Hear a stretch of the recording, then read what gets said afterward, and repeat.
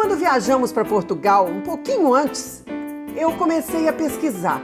A cidade que a gente ia ficar mais tempo é Cascais, pertinho de Lisboa. Olha, é uma cidade que tem dezenas de museus, de casas de arte. É uma maravilha o que o povo de lá e mesmo os turistas também gostam de ver. Achei Paula Rego. Olha, uma artista, uma das maiores pintoras ainda vivas.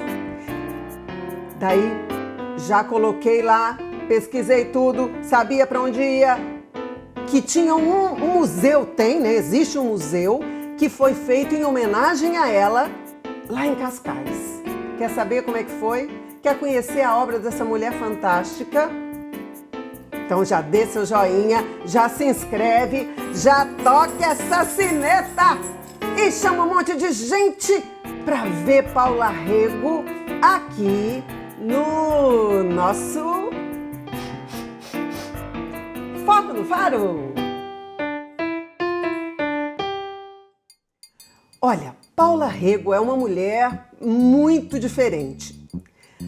E Cascais é uma cidade litorânea, né? Uma cidade de praia, que quando começou, e Cascais por si só, não me parece um lugar que criaria uma mulher, uma artista, com tanta força e com tanta garra e com tanta coisas diferentes. Eu não sei muito bem como definir a personalidade controversa da Paula Rego. Mas eu vou começar falando por Cascais. A Praça 5 de Outubro fica bem de frente para a praia. E é lindo lá. E a família real justamente optou por Cascais porque as belezas naturais, as praias são maravilhosas. Daí, ali naquela praça tem a Câmara, você deve estar vendo aí, eu trouxe umas fotos, a Câmara Municipal. Tem painéis daqueles azulejos portugueses maravilhosos, estátuas, as ruelas. Olha, andando por aquelas ruas, gente, eu até que gostaria, se tivesse eu comprava aquelas peruconas, eu alugava, eu comprar não ia comprar, não, onde é que eu vou usar? Mas sabe aquelas peruconas, aquelas vestidão grandão, as coroa, eu me sentia própria, assim. A minha filha falava assim, mamãe, tá matrona demais, mamãe, mas eu ficava imaginando, como é que seria andar com aqueles vestidão assim, blaf, blaf, blaf. E hoje em dia ainda é tudo de pedrinha, mas naquela época não, era areia mesmo, né? O nome Cascais vem justamente porque tinha uma série de cascas de molusco, né? Parece que Cascais vem disso aí, vem dessa acúmulo de molusco nas praias, das Cascais. Olha, aí, assim, revivendo essa história na minha cabeça, né?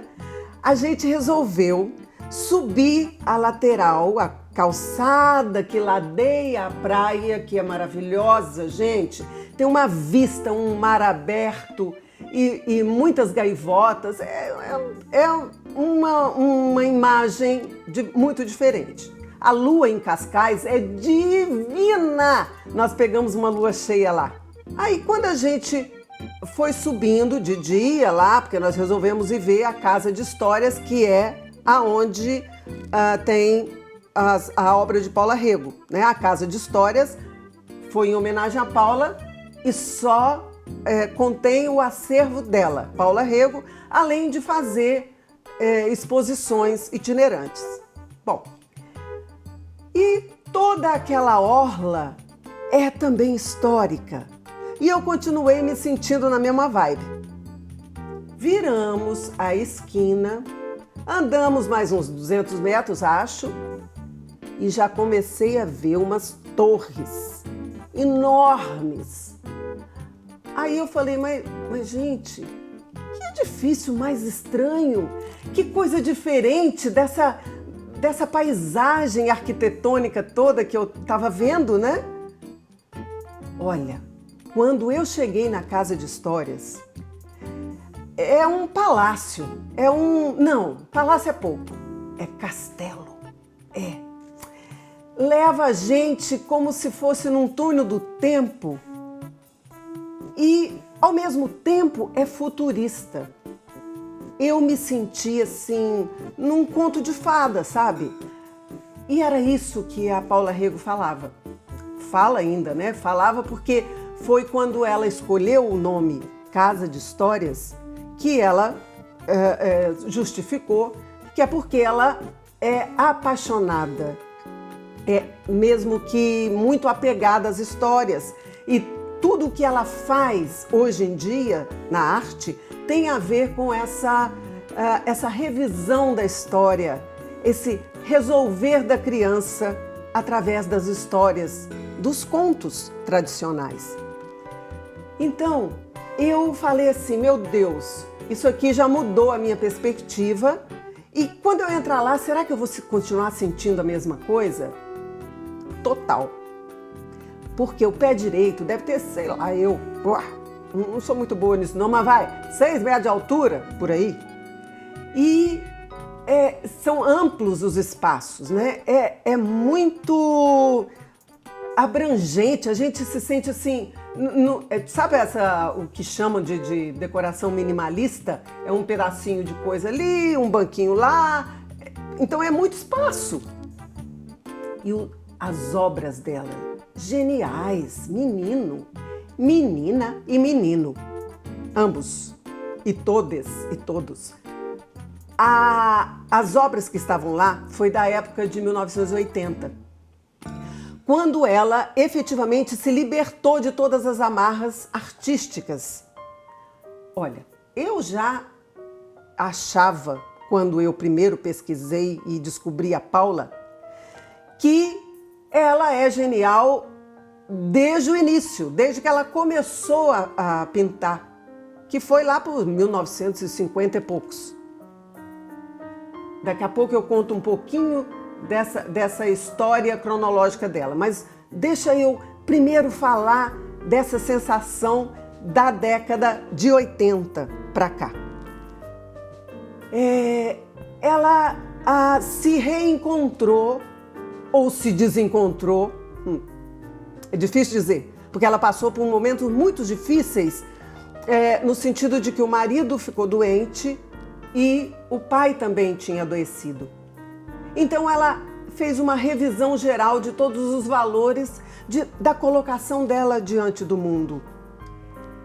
E aí ela resolveu se despregar de alguns conceitos que ela ainda tinha de arte. E aí tem muitos vídeos que eu coloquei aqui na descrição e um deles ela diz que depois disso ela passou a desenhar, sentava no chão com pincéis largos, cheios de tinta e botando toda a sua emoção ali, que o medo se transmutava na obra. Olha que coisa genial, eu chego a me arrepiar. Porque eu realmente acredito que a arte é a transformação da pessoa. Não precisa ser uma arte em que você é um perito, não, mas tenha um hobby. É tão transformador, é tão descobridor de novos horizontes, né? A gente se renova. E é isso que ela fala. Num outro vídeo, o repórter, entrevistador, pergunta: mas antes de 1980, as suas obras eram bem fortes, né? As mulheres. Então, os traços, as definições de ângulos, né? E ela disse: mas não é que é assim? Aí ele disse: mas e a beleza feminina? Longilínea, delicada? Sabe o que ela respondeu? Eu não conheço ninguém assim, você conhece? Eu estou a pensar nas mulheres de filme, as mulheres longilíneas. Não são essas que a Paula gosta de pintar? Não conheço ninguém assim. Ou seja, ela via o que de mais forte, o que não estava resolvido, o que estava entranhado, escondido, pronto para explodir. Porque era assim e é assim que ela lida com a arte. Então, só para você ter uma ideia cronológica, ela nasceu em 1935, uma aquariana de 26 de janeiro, se eu não me engano, e aos 16 aninhos, o avô e o pai mandaram ela para a Inglaterra, de Portugal para a Inglaterra, porque na época era o governo Salazar, e aí eles acharam que ela estaria mais segura na Inglaterra. Mas pensa, 16 anos, ela ficou naquela escola direto, por uns 6 anos estudando. E ali ela casou. Mas é simples demais falar isso, né? Ela só aceitou falar sobre a vida dela quando ela completou 80 anos. Aí ela falou para o filho dela, que é cineasta, e fez um documentário maravilhoso, que eu também botei o link aqui. E ela diz o seguinte, que a vida nunca foi fácil para ela. E ela conta para ele, e ele diz que foi dificílimo ouvir. Porque infidelidades, abortos, violências sexuais que ela sofreu, não foi simples. A mulher que se despontava, que ia para o mundo estudar, trabalhar, não tinha valor naquela época. Nós estamos falando de 1950, né? No iniciozinho da mulher saindo do poderio masculino, e ela é uma menina. Por que eu estou te dizendo tudo isso? Por que eu acho importantíssimo, se você puder assistir e ver a força dessa mulher, assistir o filho dela falando. O Nick dá depoimento de como foi difícil também para ele e a irmã serem filhos de uma mulher famosa, linda, poderosa, que a despeito dela dizer que tudo que ela não pôde falar e se expressar como mulher, ela colocou na arte. A despeito disso, ela é de uma força. Qualquer vídeo que vocês liguem aí, vai ver, ela é porreta. Então, faça a sua vida na arte. É um hobby? É costura? Cozinha? Doce? É manicure? Pedicure? O que seja. Cabeleireiro? Você precisa colocar nisso a sua expressão maior. E eu quero finalizar falando uma coisa que a Paula disse num dos vídeos. A partir dos anos 80, ela diz que desistiu de fazer arte. Ela disse assim: tentar fazer arte é uma merda. O melhor é fazer o que quer, só o que dá prazer. Às vezes não dá, mas na arte com certeza dá. E isso já é para dar joia, já é para se inscrever, já é para compartilhar com um monte de gente tocando essa sineta, para ser avisado sempre e sempre de tudo o que acontece aqui no nosso Foco no Faro. Eita, nós, hein? Quero só ver essa mulher porreta mesmo. Ela é demais, viu, Túlio? Túlio, que saudade de ouvir sua voz. Voltei para ficar, porque aqui é o meu lugar. Vai ser muito tempo, né? Que vai pra Faro. O foco vai pra Faro.